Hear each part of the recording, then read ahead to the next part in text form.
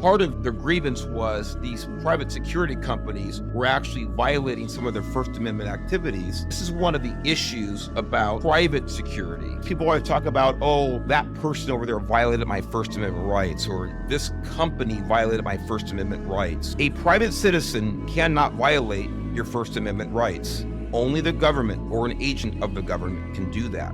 This is one of the aspects about private policing. Are they really police? What authority do they have? When are they beholden to the Constitution? So this is a whole bag of issues we could talk about, and this is some of the things that were addressed in this lawsuit in Detroit. Yeah, Mark, let me follow up on that. How would you file a civil rights violation lawsuit?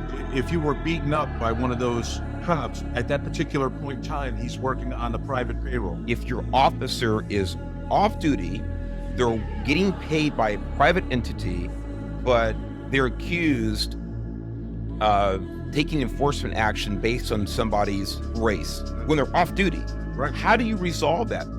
Again, I'm not a lawyer. I don't know. I would never want to be in that position as someone trying to resolve that. It's a very complicated thing. Are they acting as a private citizen who's authorized to carry a gun and use handcuffs?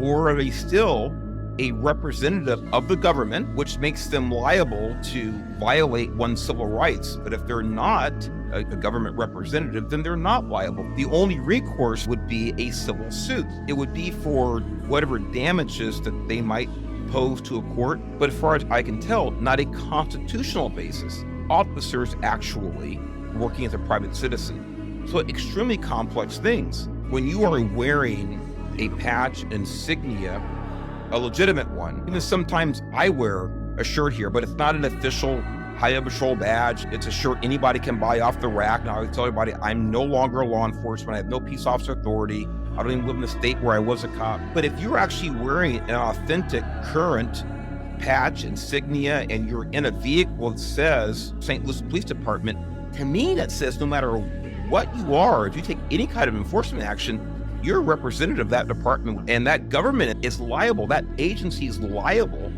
for whatever conduct you engage in, even if you're quote unquote off duty.